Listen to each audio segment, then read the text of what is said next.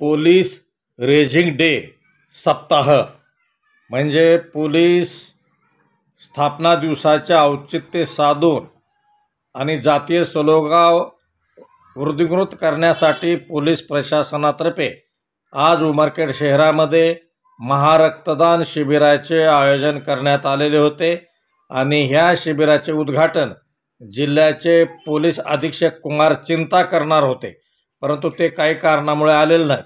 तरीसुद्धा ह्या ठिकाणी भव्यने दिव्य असा रक्तदानाचा कार्यक्रम ह्या ठिकाणी झालेला आहे.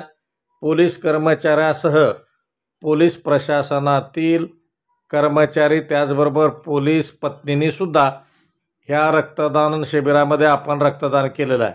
त्याचबरोबर अनेक सामाजिक कार्यकर्त्यांनीसुद्धा ह्या रक्तदान शिबिरामध्ये भाग घेतलेला आहे आणि बातमी लिहीपर्यंत 130 लोकांनी रक्तदान केलेले होते.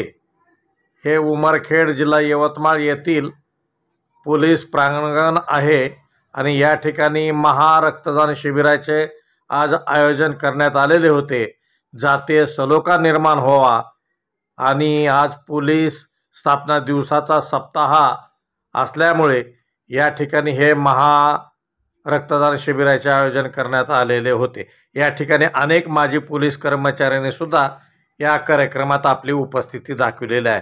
आणि आता आपण जाणून घेणार आहोत उमरखेड पोलीस स्टेशनचे PI पांचाळ साहेब यांचे मनोगत आणि या ठिकाणी एका पोलीस कर्मचाऱ्याने किती वेळ रक्तदान केले ते सुद्धा जाणून घेऊया.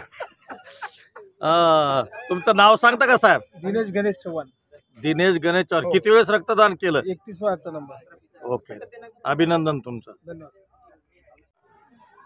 माननीय पोलीस अधीक्षक सरांच्या संकल्पनेतून आणि मार्गदर्शनाखाली तसेच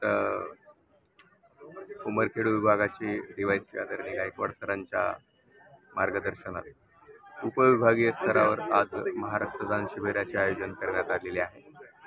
या रक्तदान शिबिरातून उमरखेड विभागातील सर्वच पोलीस ठाणे अंतर्गत येणाऱ्या पोलीस ठाणेकडून रक्तदान शिबिरासाठी रक्तदाते आलेले आहेत.